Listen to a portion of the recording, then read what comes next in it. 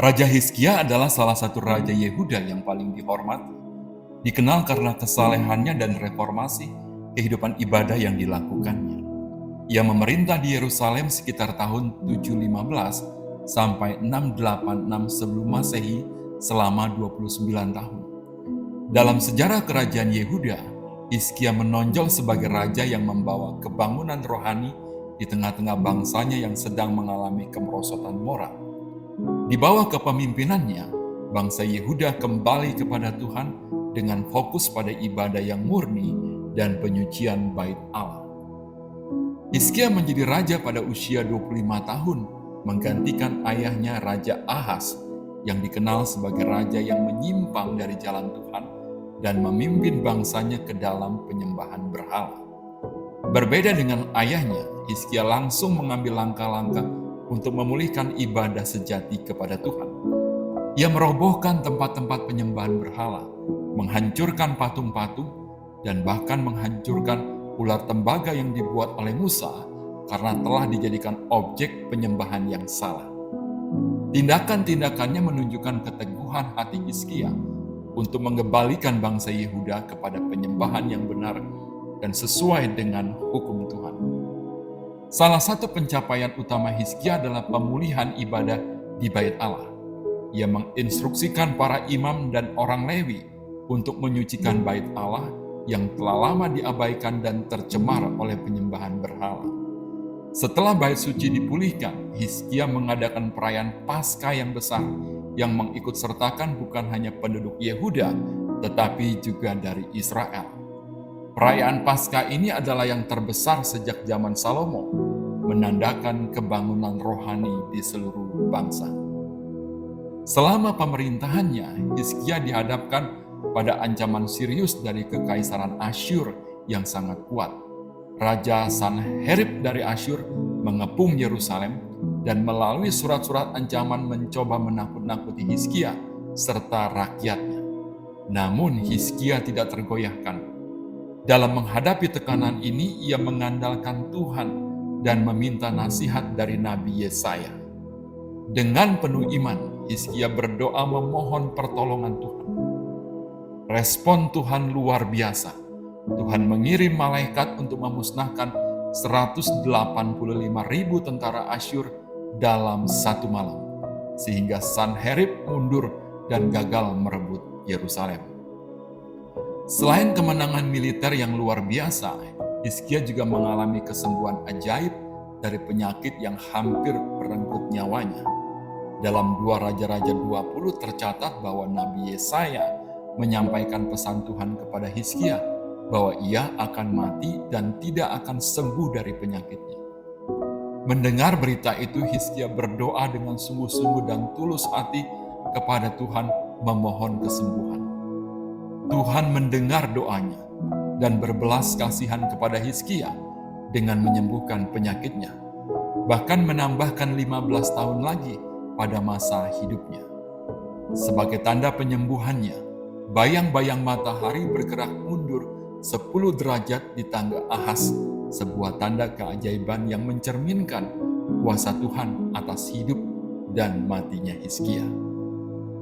Meskipun memiliki banyak prestasi dan kesetiaan yang luar biasa kepada Tuhan, akhir hidup Hizkia juga diwarnai dengan kelemahan. Ketika utusan dari Babel datang mengunjungi Yerusalem, Hizkia dengan sombong memperlihatkan segala kekayaan dan perbendaharaan istananya. Nabi Yesaya memperingatkan bahwa tindakan ini akan membawa bencana di masa depan, karena Babel akan menyerbu Yehuda dan merampas semua harta benda yang Hizkia perlihatkan. Meskipun demikian, hidup Hizkia tetap dikenang sebagai salah satu contoh kepemimpinan yang setia kepada Tuhan. Para teolog dan penulis Kristen ternama sering mengangkat kehidupan Hizkia sebagai teladan tentang kesetiaan, keberanian, dan pentingnya mengandalkan Tuhan dalam segala situasi. Berikut adalah beberapa pandangan dan komentar dari para teolog tersebut. Matthew Henry dalam komentarnya menyatakan bahwa Hizkia adalah contoh pemimpin yang mengutamakan penyembahan yang benar di atas politik dan kekuasaan. Ia menekankan bahwa ketergantungan Hizkia pada Tuhan dalam menghadapi ancaman Asyur menunjukkan bagaimana iman yang kuat dapat mengalahkan ketakutan. Sementara Charles Spurgeon mengagumi doa-doa Hizkia, terutama dalam menghadapi ancaman Sanherib. Spurgeon menulis bahwa doa Hizkia mengingatkan umat percaya untuk senantiasa datang kepada Tuhan dengan permohonan yang tulus, karena Tuhan adalah sumber pertolongan yang sejati.